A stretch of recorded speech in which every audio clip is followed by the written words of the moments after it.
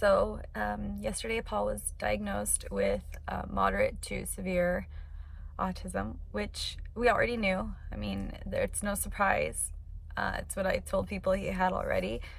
That's what he was diagnosed by neurology as having autism, but there was no levels or anything in that nature.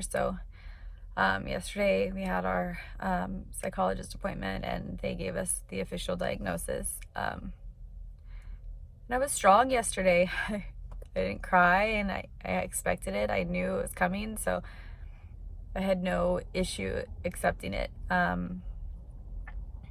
Today, a little different.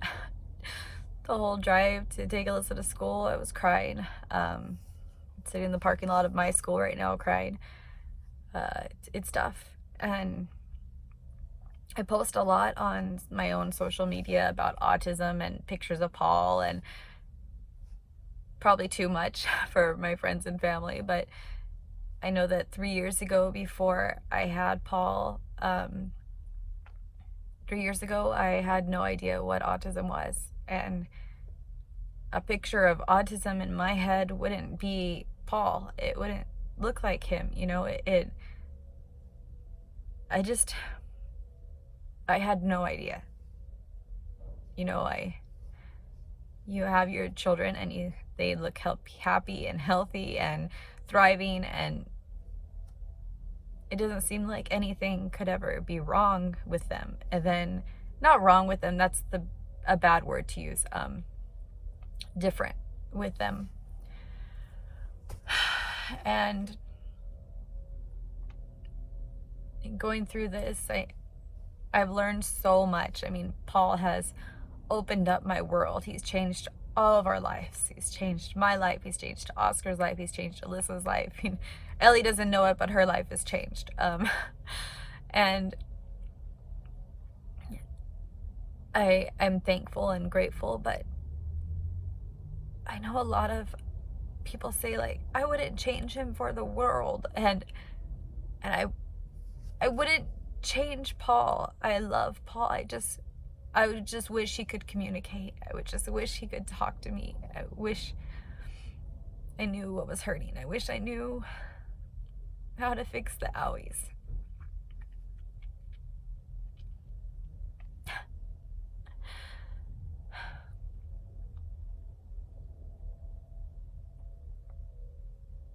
Autism's hard. Some days are harder than others.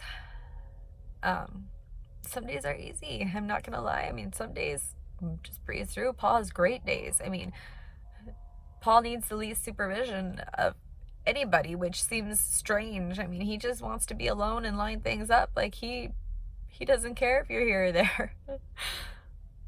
But having to redirect those behaviors, because that's all he wants to do. He doesn't want to learn anything else. He just has OCD about his one thing that he wants to do. That's when it gets harder, because he has a meltdown over it, and to anybody else it just looks like a tantrum. To me it would look like a tantrum, like before. Control your kid, but it's not that simple. It's maybe you're watching this video right now and have music on in the background, or the air conditioner running, or cars and traffic jam near you, and all these different sounds are going on, but you're able to tune in and listen to me. Whereas, like, some of the kids on the spectrum, it's all coming in the same frequency level, it's all the same pitch, everything is the same, and they can't tune all that out. So it's like sensory overload, and then they can't handle it, and they have a meltdown, which looks like a tantrum, and then to people walking by it looks like bad parenting or something, and it's not fair. I'm going off on a tangent, but with the amount of autism diagnosis out there, the amount of kids that are on the spectrum, you would think anywhere you go you'd see a kid having a meltdown. You think at the mall, at the movies, anywhere, but parents don't want to bring their children out because all the judgment and the stares and the hurtful words people can say. And it's tough.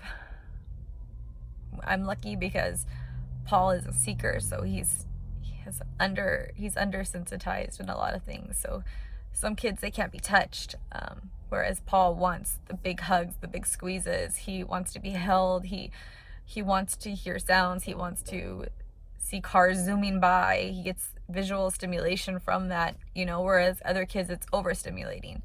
So we're lucky in that respect. So back to yesterday. Sorry, off on one. It was a lot easier than we expected getting his diagnosis. The appointment was, like, once we were there, getting to get the appointment was not easy. But being there and going through the motions with the psychologist, it was a lot easier than we expected it to be. And he did intake with us, asked us a lot of questions, did a bunch of questionnaires, like 100 questions each one, and those are tough questions because they're all geared at, age 2 to 3, which Paul is, and they're all things that he should be able to do at his age, and it's tough when the levels are like 0 is unable or incapable of doing these things. 1 is capable but doesn't choose to, and 2 sometimes does these things, and 3 always does these things. So it's tough when it's like the majority of the answers are 0s or 1s, when at his age he should be able to do them. It's heartbreaking as a parent to know that your child isn't thriving the way that they're technically supposed to be. But Paul's loving, and he's happy the majority of the time, and he wants to be with us. He loves us. We know, we feel it in our hearts, the love he has for us, and it's just hard sometimes. And I talk a lot about it because I want to spread awareness, and I want people to understand, that autism isn't a look. It's not. There are lots of, like, Paul doesn't flap his hands. He doesn't walk on his tippy toes. He doesn't do a lot of the things that are associated with autism that you would see and know. Well, now I would know, before I wouldn't know, but that you would know this child is on the spectrum, where Paul doesn't do any of those things. So unless you were to sit with him and see that he has no communication, see that he can't look you in the eyes, see that he does repetitive behaviors, see that if I tell him pick up the bottle, he has no understanding of that sentence. He doesn't understand pick, he doesn't understand up, he doesn't understand bottle, he doesn't understand any of the words in that sentence. It's not just he doesn't talk, it's that he doesn't understand. So imagine looking at, like, my Instagram feed and then not being able to read or listen to the words and just looking at photos. You wouldn't know Paul was on the spectrum. He looks completely normal, and I just wonder how he sees things, since he has no understanding. Everything to us is explained. You get the water from the sink, you turn on the faucet, like, he just sees all these things, and he's trying to understand with no language.